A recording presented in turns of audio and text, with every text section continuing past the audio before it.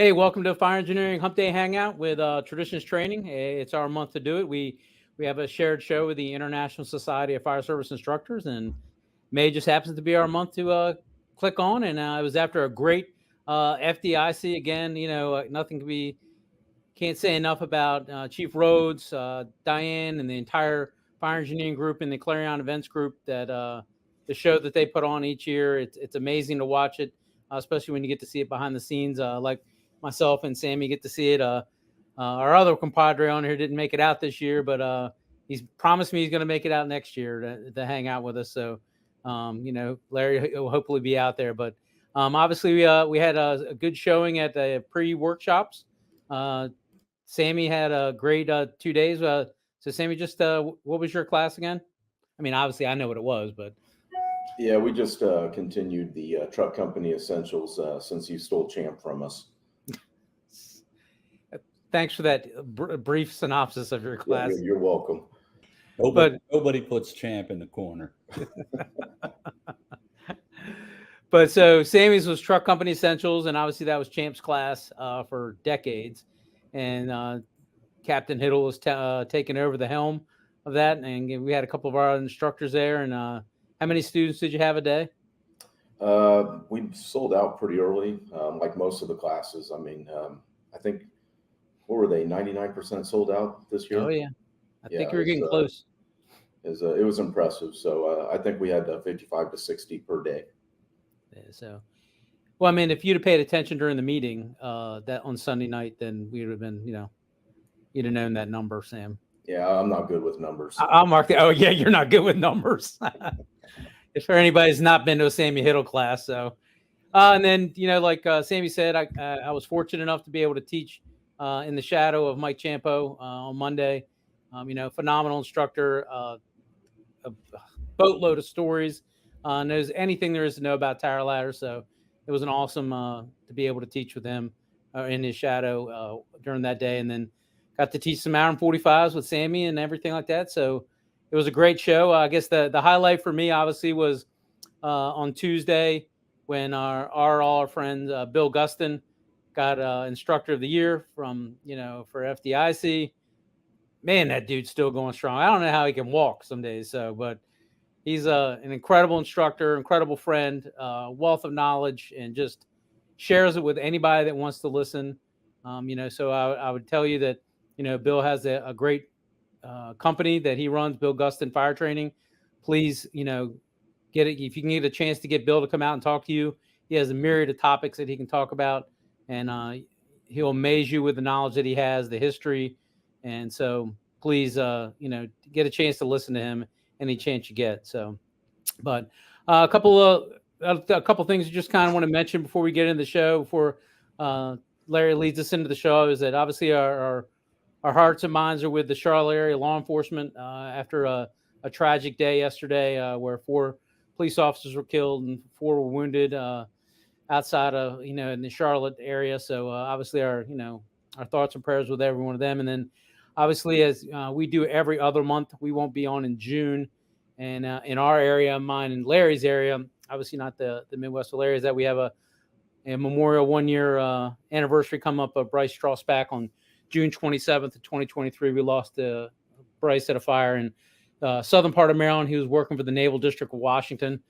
So obviously another tragic day, but, 1-year anniversary coming up on that. So, but let's kind of get into the show and, kind of what we're going to talk about. Sammy always has so many topics that he wants to talk about that we had to let Larry actually pick one this month so he could kind of talk about it. So Larry kind of explain it to it, and then we'll get into it. So. Awesome. Welcome, everybody.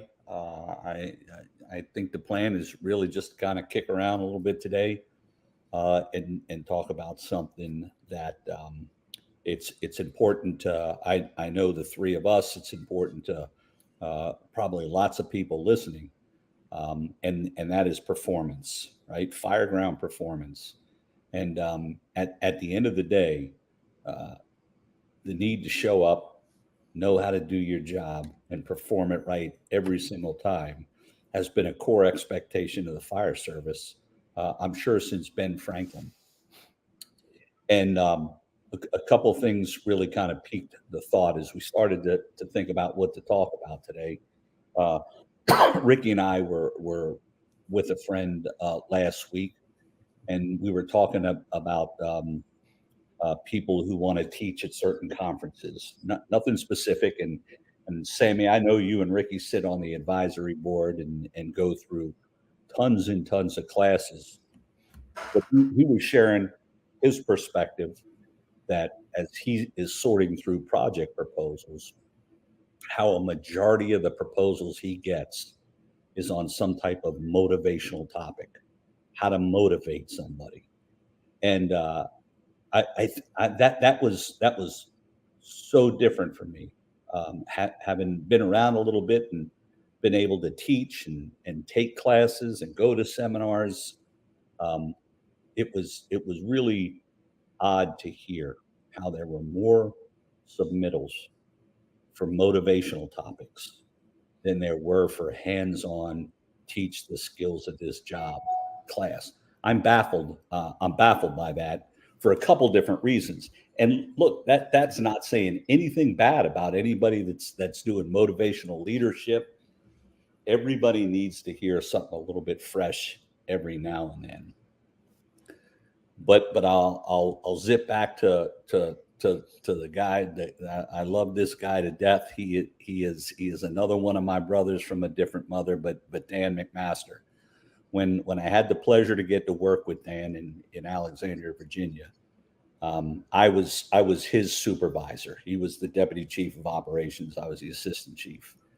And Dan was new to the position. He had been a company officer, got promoted to battalion chief very quickly, moved up to become the deputy chief of operations. And so when we first started to hang out, I was talking a little bit just about leadership, right? Just about the journey, just about the ups and the downs and the pluses and the minuses. And I remember Dan very clearly saying to me something that he said many, many times, and that was, I don't need you to motivate me. I need you to teach me something. That's what I'm looking for at this point in time in my career. I'm looking for somebody to teach me something. And if you follow Sam Hittle around, or Ricky Riley, Dan Shaw, Doug Mitchell, Roger Steger, Dan Doyle, the whole cadre of traditions instructors, it's not that we haven't taught a leadership class here. It's not that we haven't taught a piece of motivational training within the segment. But every class we've taught, every time we've gone out to speak or teach, it has been about Fireground performance.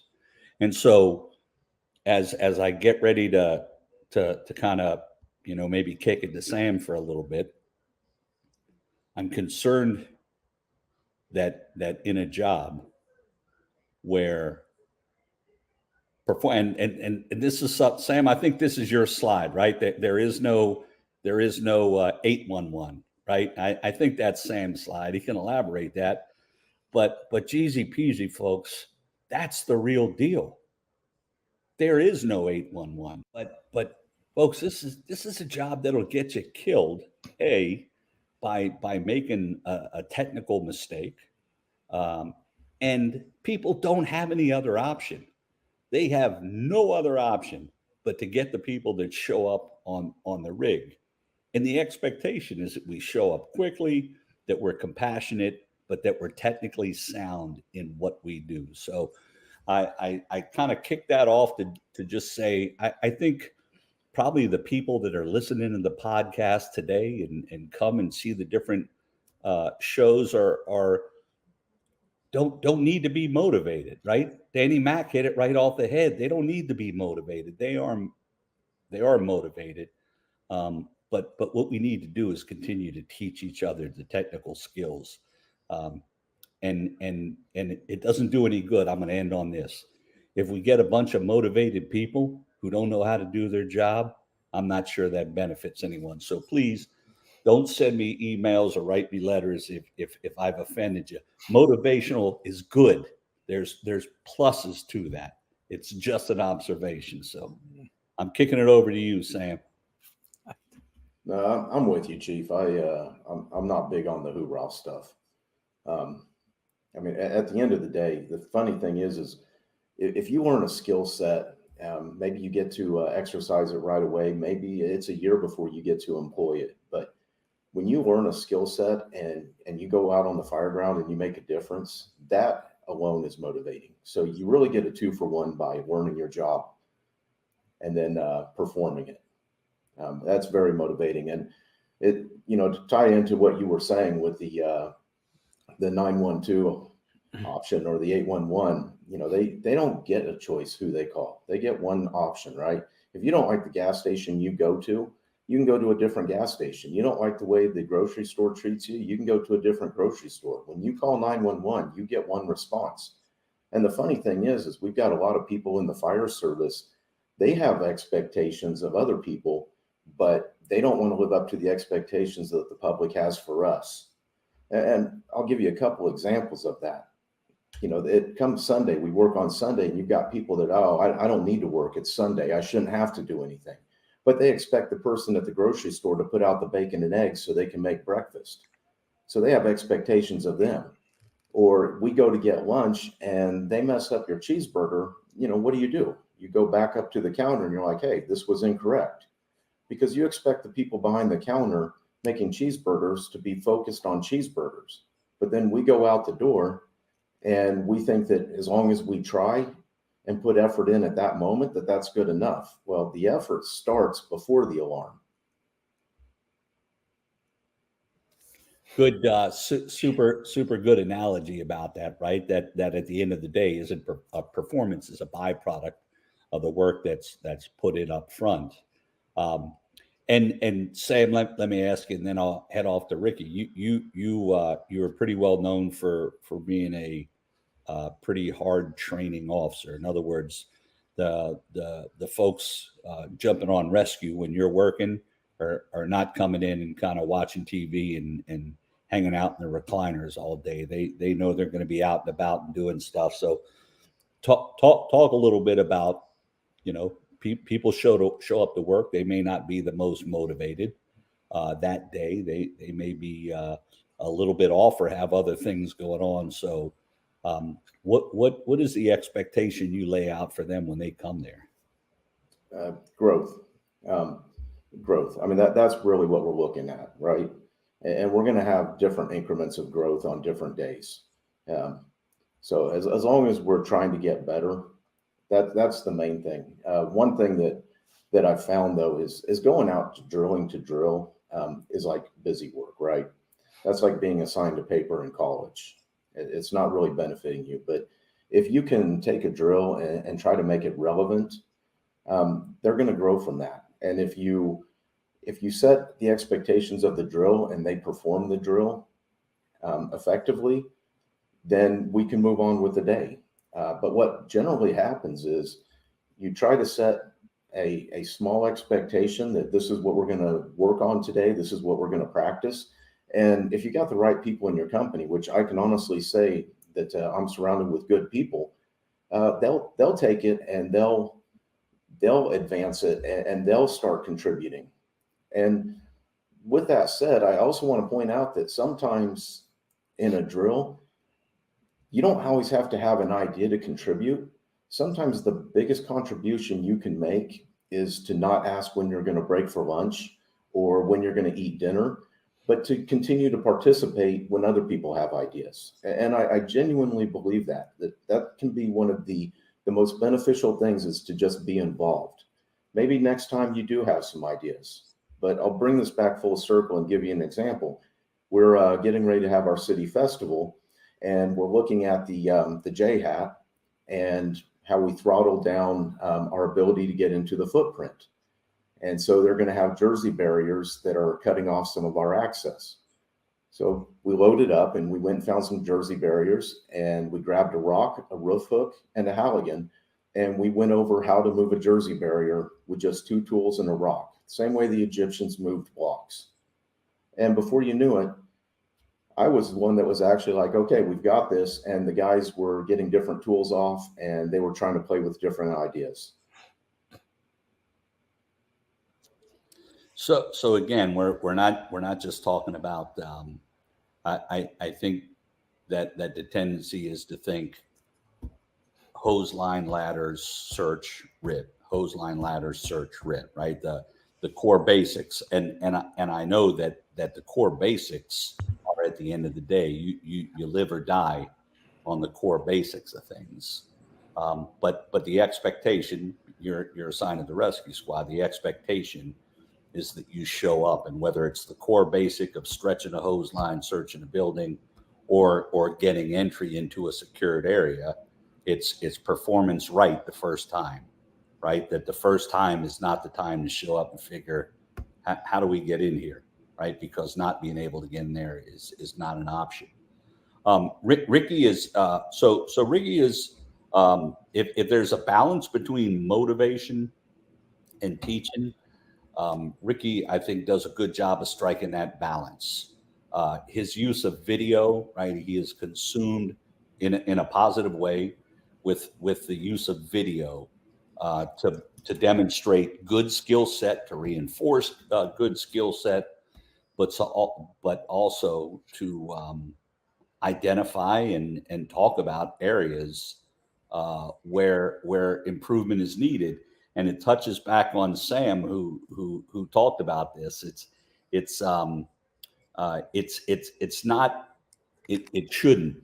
shouldn't be a profession where good enough is good enough, right? We did okay. We put the fire out. There's a higher level of expectation that comes with what we do. And so, Ricky, I know again that you're like a NFL football coach, man. You study film, but just talk a little bit about some of the neat things that you're doing with video in coaching new officers and new command officers and some of that type of stuff. All aimed towards higher level of consistent improvement, incident after incident after incident. All right. So yeah, I think when I do the video, so Larry's right. I am consumed with video because it always tells the truth. Especially if you have audio and video with it, it always tells the truth. There's no chance of me saying that I did this and I did that, and there's nothing, and we're just going on my word. And look, and my word is golden, as Chief Schultz is, as Sammy is, as many fire service command officers and captains, their word is good. But Larry will tell you that when you're faced with this stressful situation, this fire, this people trapped, or a basement fire, or even a room of contents, you have a lot of things going on, and the way you're able to recount those or how they go through your mind, it is not always as easy as you think it is. I mean, it's astonishing to me to watch the videos and listen to radio transmissions and firsthand accounts of what they saw, and then you look at the video and go, what are we at the same fire? Or once again, it's not about that person, it's about what's going on inside your head and what you're being bombarded with. And we've covered it 100 times, that the amount of decision making, the amount of visual decisions you have to make, verbal decisions you have to make, policies and procedures you have to know as a company officer, all the technology that's out there. The people, the men and women that ride in the right front seat of the apparatus today and ride in the buggies and the Chiefs cars, man, they are faced with an incredible amount of decision making that has to get done, as Larry will tell you, in a very, very condensed, short amount of time. And then we're making tactical decisions on whether we're going to put people's lives in danger, firefighters' lives in danger, or we're not going to do that. So having this video archive that I have, and that's all backed by our department, is that we're able to go back and look at what was actually going on the Fireground, what transmissions were being made, and then what was the thought process inside the car. So for me, I have a GoPro in my car that records video and then it has audio inside the car. So I have gray hair, so I've been an incident commander a couple years, but I am susceptible to a mistake. That's just the way it is. I mean, I could show up at this fire. It could be the room and contents that I've run 1,000, let's not go 1,000, 100 times. And then, I could still make a mistake at that fire. I mean, I did one last year. I made a mistake on building construction. I still beat myself up over it. But, when I looked at the video, I could see what I was looking at, and I just didn't take into account something else that was going on. So, not having an ego at a command post, not having an ego as an incident commander, willing to go back and get that feedback. Not only, I watch my fires 10, 15, 20 times to try to go through every radio transmission, every visual thing that I was watching outside the car, listening to the transmissions for the members that are in the IDLH, the ones that are in actual danger, as opposed to me who's sitting inside a car out front. Why did I miss this radio transmission? Was it because there was 5 people around him with the radios turned up? Was his mic garbled? Was it because I wasn't paying attention? Whatever it was, and trying to correct that for the next fire. I mean, I'm only as good as my last fire. I mean, the next fire, I don't know what's going to happen. I don't know. I certainly have a mindset and training by great mentors that I've had in my career as a chief officer to help me get through a lot of these decision making processes. But I have to review those every time. And if you're not reviewing your fires, whether it be audio and by visual, I think you're doing yourself a extreme disservice. And by not doing that, I mean, look, I've watched a lot of Sammy's videos, and I'm not sure we can show those live. But once again, there are learning points in that. And if we're not, one of the things that I've said, I probably said it more than a couple of times in the show, is that we're really great at, having a brother or sister that gets lost in a fire, is buying a decal or buying a t-shirt or buying a hat in memory of that firefighter that's lost their lives. But we do not dedicate the same amount of time to reviewing what happened at that fire and making sure we don't make that same mistake again. And that's driving the performance. That is not, it's not about the flash. It's not about the show. Man, look at the sweatshirt I'm wearing. I remember my brother and sister. It's no, what happened at that fire, and why, how are you correcting your behavior or correcting your company's behavior or the processes to make sure it doesn't happen at the next fire? Because as Chief Schultz will tell you, we are not killing ourselves in any new ways. They're always the same, pretty much the same. There's always the same contributing factors, and they're all controllable.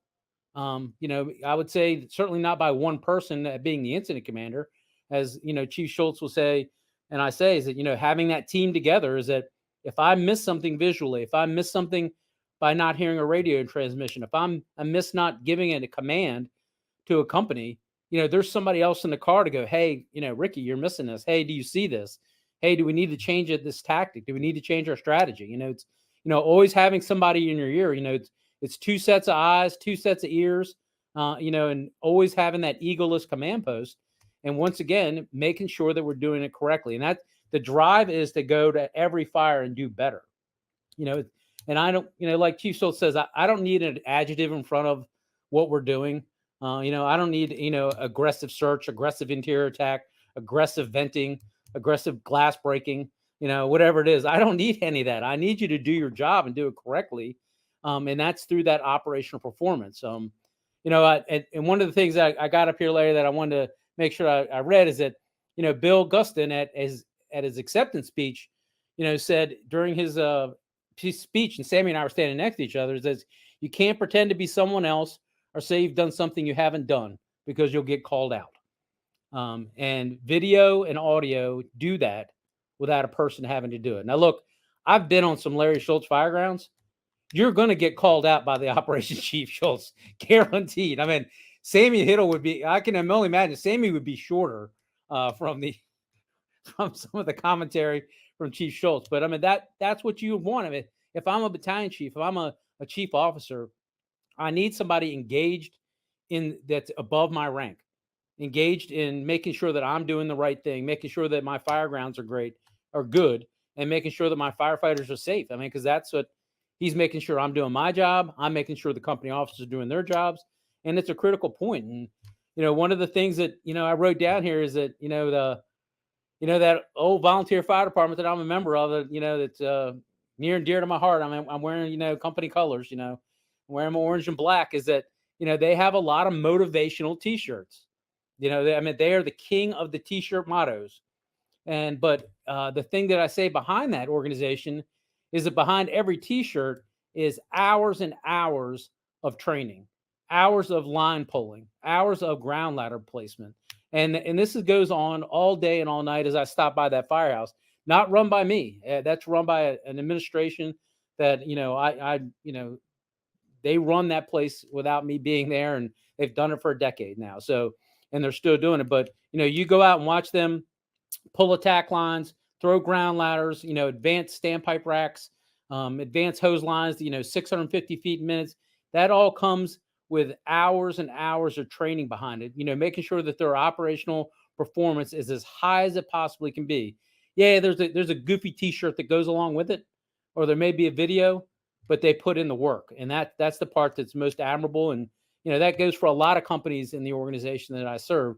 You know, there's a lot of great companies that can do that work. So sorry, I got off on the soapbox there. No, it was, look, that's all great stuff. And some of the takeaways, the big takeaways, is, right. It's the understanding that this is a difficult job. There is nothing easy about this job. There's nothing technically easy about the work we do. There's nothing easy about the environment in which we have to make decisions. Compress time, no time, take one look, make a decision. 50% of the chance you're going to be wrong. Hopefully 50% of the time that you're going to be right. Your brain is working at a reduced level because of the stress. It goes on and on. And so the message isn't that when we don't get performance correct, that we've screwed up or that we've done something wrong. I think what Ricky just spent the last 10 minutes talking about is saying the environment is set up for you to get it wrong. Like everything is set up in a way that unless you can overcome all those things, you are going to get it wrong. And here's the difference, guys. The difference is this: if we're making donuts, if we're in the business of making donuts, and we forget to add an ingredient, what's the bad consequence here, right? I'm a fat guy. I will eat donuts that don't taste good just for the sake of eating donuts. That's not the case with us. If we get it wrong at the wrong time, somebody's going to get hurt or killed. Right? That's the it. It's not that something's going to taste bad or we won't be able to sell a lot of something. Somebody is going to get themselves killed, and so it starts with that piece that says I have a really difficult job as a company officer, as an incident commander. I have an incredibly complex job. And the environment for getting things right is fighting against me every time. So how do we overcome that? How do we overcome the environment that we work in so that we're successful at the task level? So Sam, I'm going to kick it over to you. Yeah, Sam and I did a class at FDIC, and when Sam says that we put it together an hour before time in a coffee shop, he's not kidding. I'm sweating. I'm sweating. I'm going bonkers. Sam, class starts in 45 minutes. And he's like, yeah, I just got to wheedle down a few more slides. Let me add this or that. Right. But in all sincerity, Sam is a guy that can take a random slide. And when he talks about having 450 slides in a deck, that is not a lie. That is not an exaggeration. But Sam can point to any slide, or I can go on his computer and pick any slide, and he's going to be able to articulate exactly what's on that slide. And again, Sam, now's not the time to be humble. We've got airtime to talk. So talk a little bit about who was your motivation when you first came on the job. I'm not going to ask you who your rabbi is. I know your answer to that already. You say about what topic. You give me a topic, I'll tell you who my rabbi is. Yep. But what was it early in your career? Who was it early in your career that drove you to where you are on the requirements you've set for yourself and your crew on performance. You haven't needed to be motivated. So talk a little bit about kind of the early stage of your career and what that set up. So that's easy. That was Chief John Turner. He was a battalion chief for us before he took over a neighboring department as the fire chief.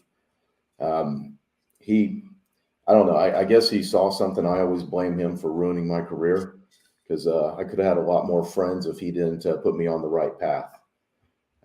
But you know, he gave me books. He said, you need to read this book, you need to read that book. And in the academy, we would ride out with certain companies, and they were able to pick me up. And so the very first, actually the second company I rode with was his company, and I watched them, and they didn't talk to me about training. They didn't tell me how great they were. They just did it. And so it was more of an observation thing, which we really know from psychology, right? That we will learn more through observation than words. And he was very influential to me. And I'm grateful for that. And if I could circle back to some of the stuff Ricky was saying that I also think is important, you know, he talks about beating ourselves up. And I think that's misunderstood sometimes, that people don't realize that, you know, we have high expectations for ourselves too.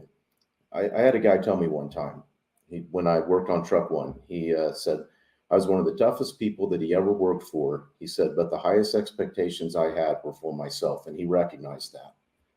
And so that also goes back to an observation. And you're right. This is difficult, Ricky.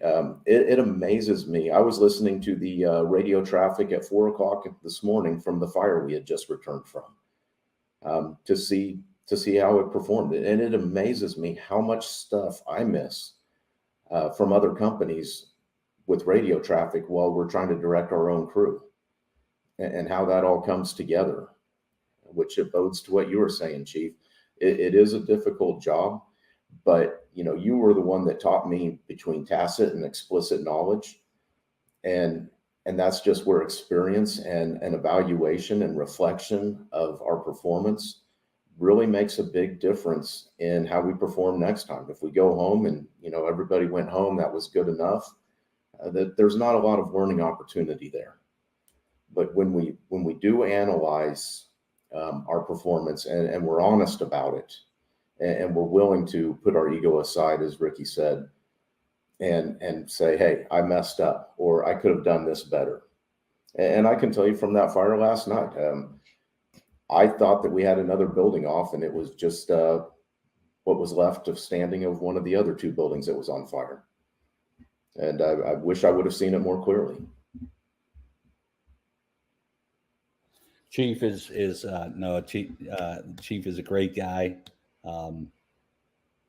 Got an opportunity to go out to his place. Sammy brought me out there and got a chance to go out to where he's working. So always good to hear his name, brought up in inspiring and kind of teaching the way. And so Sammy talked a little bit about analyzing and then analyzing and teaching, and it goes back to Dan McMaster, right? Don't need to be motivated. I need you to teach me something. Ricky, again, we use a lot of video in our training classes. We use video in after actions, critical lessons, and talk a little bit about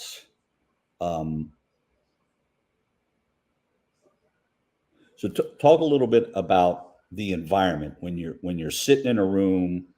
What is the environment you're trying to set? What is the goal when you're sitting in there with a new incident commander? What is the goal? And you talked a little bit about it, right? Mm-hmm. What did you see? What did you say? What did you do? Let's listen to the video, because oftentimes it's very different. But when you're trying to improve or drive performance, talk a little bit about the environment that works for you that you've seen be successful, when you're teaching? So let me narrow it in about, right? So let me give you the example. You and Lee are going out to work with a company officer that had a bad run a couple of weeks ago. Talk a little bit about the approach, the environment, what the benefit of that is. So yeah, I mean, and that's the exact fire I was going to talk about. I'm glad you led me into it. It's just it's a matter of one is we had a bad fire. We had it was a May Day. It was we had a firefighter fall through the floor. So during that day, me and one of my counterparts that Chief Schultz talks about, Lee Havens, was actually on duty. I was off duty. I heard that there was a Mayday, so I shut myself down. I shut the radio off. I shut all social media down. For more or less to what I call is to stay clean, is to not get any preconceived notions or listen to how radio transmissions were made, and then Lee was on duty and Lee was going to take care of this. Was going to be at the fire, was going to start collecting data, was going to start collecting statements, to understand what happened at the fire. And then he would, read me in. So sure enough, it was about a couple hours later, I get the phone call. Hey, we need to do an after action. We need to address some of the things that happened at the fire. All right, now read me in. So, we collected video, we collected audio, we collected some really good video from a helmet cam. And obviously the department that I serve in allows you to have those with explicit permission from the fire chief, and then you have to make that video available to the department, which is critical because I think even Donnie Fletcher, who's serving on the double line of duty death in Baltimore, they had a lot of videos show up very late into the investigation, after a lot of determinations had been made and the way they thought the fire had gone, as opposed to what it really went. All of a sudden, this video shows up and it answered like 15 questions that they had about the fire and about actions. So how important that is to foster that. I don't think that there's, you'll talk about, risk assessment or risk liability and everything about video. I mean, if we do something bad, then we're going to, we should get beat over the head with it. I mean, and if we video it, we should get beat over the head with it. I'm not talking about some of the terrible stuff that's happened with video that Larry talks about in a lot of his classes where people misuse it. But, is that, if we do something bad, it can be on video and can come hurt the individual or the department. But I'd say in gains, when we get this audio and we get this video and then we go back and go through the whole thing. And, obviously we took the incident commander and the company officer, we kind of got them away from the fire and start doing the interviews. And more or less it's sitting in a room going, all right, man, tell me what happened. Tell me from the minute the tones went off, what happened. And it's just you and me, or it's me and Lee, we're just sitting in there with this kid, the company officer. All right, walk me through it. Hey, I did this, the tones went off. I put my gear on. I looked it up in the street book. I determined our running route. This is where we're going to lay out from. This is the attack line I told him to pull. And what astonished me about this was that this is like a 1-year officer. I mean, I would say 5 years on the job total and 1 year as an officer. And then I realized, after we get done this interview with this company officer, I'm like, man, we got video from inside the fire truck we didn't even get yet. And, so now I'm like, oh man, I hope this matches up, and we go and pull the video and it matched up almost verbatim to exactly what the kid said. And one that gives you a good feeling of, hey, the kid's truthful. He admitted he made mistakes that he made. He made a tactical error here. He made an assignment error there, and openly admitted them. And then, we go back to the chief officer and, about the information he was getting. And then, then we can cue it up the video. And once again, man, it just it challenged the way we were thinking about it, because we have all this information now. It isn't a matter of just listening to an audio clip and going, yep, this is what happened. Now we have all the reasoning behind all the pauses. We hear what's happening inside the car. We hear what's happening on the fireground with the captains and the lieutenants and the firefighters. And then we had a company officer his firefighter falls through the floor. They do a very, I'd say it's heroic. I mean, he'd fallen in the basement. The basement's on fire. They get him out. Obviously young kid, a lot younger than you, me, and Sam. So, for him, it's, "Oh, I'm all right. I'm good to go. Let's go back in there." And the company officer's like, "Hey, look, you need to take a break." And then I kind of thought that, I'm like, "Oh, this company officer's doing a great job." And then in the next 2 to 3 minutes of the video, we see him running, or not running. He's going around the Fireground looking for another company member. So he thinks he's got another lost firefighter, but does not transmit it to the incident commander. Thankfully, the firefighter was not, lost or anything like that. But, that's a training moment. Hey, look, man, we don't have 2 to 3 minutes to go find somebody. If you think you got somebody lost, you got to let us know. We'll call another Mayday. We'll deploy the RIT team. And if he's out at the truck swapping out hooks or getting another, Sammy Hittle Halligan bar or whatever it is, then we'll address that with him. You just can't leave the company. But the amount of effort that we put into the fire afterwards, identifying actions by basing it on audio and video, I think it helped the company officer. It helped the firefighters at the Fireground. And as we work with the chief officer, it's making him better by him understanding everything that was happening outside the car. And we obviously make a huge use of checklists in the command books. I would say that, Chief Schultz is, obviously I always depended on checklists a lot, is that, it doesn't excuse you from not having the experience to know what's going on at the fire. It does not excuse you from not knowing, how that Mayday list is going to work. But I don't want you to forget anything. I want you to go down that list item by item by item, because, the operations chief of the fire department that I serve with has determined these are our priorities. This is what needs to be said. This is the information we need to know.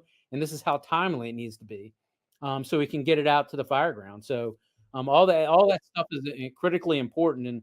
And, having these conversations, you can't go in there and beat them over the head, man. You can't go in angry. You can't go in mad. I mean, it's a serious situation. I mean, it was, but to have somebody that can step away from that wasn't at the Fireground, that has the emotion and all that sort of stuff, have somebody fresh come in and go, or call somebody in and go, "Hey man, have this conversation with this person." So, I'm not the jaded person, but I've watched Chief Schultz do a lot of interviews. So jaded. You're not a jaded person. Sarcasm, yes, but jaded, no. So Ricky was talking a little bit about recreating the environment. Here's the video. Here's the audio. Tell me what you were seeing. Tell me what you were doing, and that's one piece. That's one piece of improved performance. Probably the more important piece is to have the level of subject matter expertise there with you to be able to say, okay, next time, here's some things to think about in the future. When you see this is what you should expect. If you see this is likely what's going to happen next, right? So it's the ability to sit, go over the performance, and have somebody there who brings a level of expertise that can then kind of guide you through next time. This is what to think about next time, right? Because it really is a little bit of the Monday morning quarterbacking, but it's coming from somebody who brings a level of expertise to be able to do that. Knowing I messed up isn't helpful, right? Just leaving it at the fact that I messed up isn't going to help me. Having somebody there who can teach me and walk me through, this is the expected performance. These are the things to consider. That's where you go with that. And Sammy, you hit that a little bit when you were talking about intuitive knowledge and tacit knowledge. That in which I get in the book, that in which I can put my hand on and demonstrate. And again, I'm going to throw the accolades back at you, because I've always respected the fact that no matter what the topic was, you were not just teaching a principle. right? If Sammy's doing one of his videos where he's got a sliding gate on a mechanism, and he talks about the principle of how the gates move and the chain and the gears. Are you impressed, Sammy? I listen, brother. I listen when you talk. I listen. But then for somebody to throw up a question to Sammy and be able to talk about, okay, what happens when the gear is jammed, and to watch Sammy be able to say, all right, you see this plate here? You're going to pop this plate up. You're going to take this. You're going to do that. So, Sammy, you're a captain. You ride on a rescue. You got a bunch of people behind you. But again, you are a hands-on guy. You don't teach what you don't know. And I guess this gets back to the start of the whole conversation is I don't know that we should be worried that people are not teaching technical classes. Maybe people think they don't have anything to offer technical.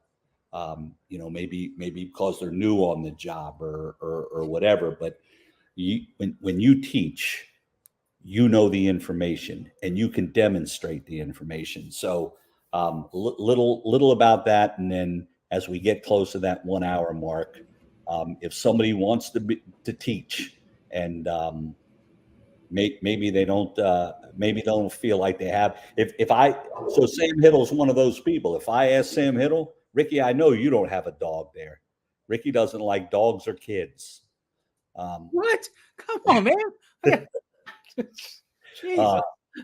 Sam would be one of those people today who would say, well, I don't feel like I'm qualified to get up and teach anybody, which is nonsensical. So Sam, question one, talk a little bit about the importance of being able to walk the walk. And two, for younger officers or not anybody, people in the fire department that want to be able to teach something technical, what is your advice to them?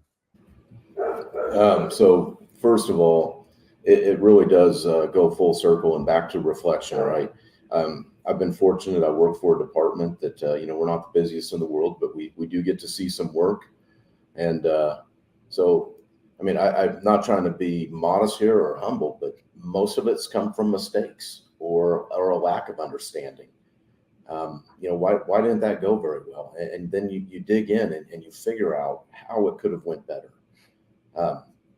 So honestly, I've been mostly motivated by failure. Dennis O'Neill said the fire service is a journey without a destination, and I genuinely believe that is the case. Regarding teaching, I think that the best thing you can do is start off by just helping out.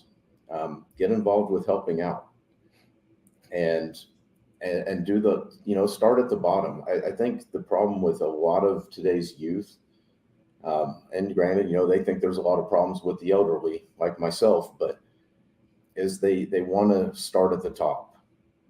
And I think that it's lost that you have to grind and you have to wait your time. It kind of goes back to that saying, you can't be wise and young. Love it. I love it, Sam. And that's great advice. When we would hit the road for hands-on classes, right, Ricky, we would always have young and up and comings, and they would do a lot of scut work, a lot of grunt work, but a lot of them, are out there doing good stuff. So, and again, I appreciate Sam's input on that piece, because again, what I just it's not just amazing that the man has 450 slides in a program, but that he can technically walk you through every detail of every slide, and that's the hard work done in advance.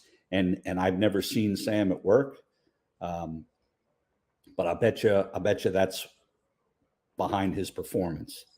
I bet you that's why he's a relied on officer, and that's why he performs at that level, because of all the work done up front to get there. Ricky, we're in that time frame to kind of zip up and get ready to close out. But again, it was a good topic to I know you normally host. It was a good topic to really get you involved because going back to what you started at the beginning. I know this is something you and I spend a lot of time talking on. When either one of us or Dan, right? Dan is another one who talks a lot about this. Whenever we talk about the importance of Fireground performance, it certainly 100% is based on that's what people expect from us. That's what makes this job noble. The fact that it is a dangerous job, it's a dirty job, it's a complicated job. It is a job that requires a lot of sacrifice, and you can't get it wrong, because if you do, somebody is going to get hurt or killed. And I know in our conversations, in our classes, everything we do is about the welfare of the women and the men that ride the rigs, and the understanding that responsibility is on your shoulder, and that in the instant of a second, you could change a family's trajectory for a lifetime, right? That's the kind of responsibility that sits on the shoulder of the company officer and of the incident commander.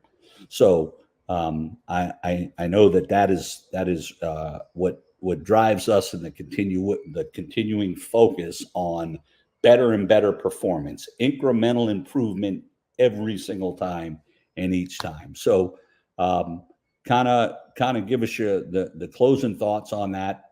What I always say, I say that I'm unapologetic about that. I've said that, Ricky, you've heard me say that for probably the last 15 years. I am truly unapologetic for that.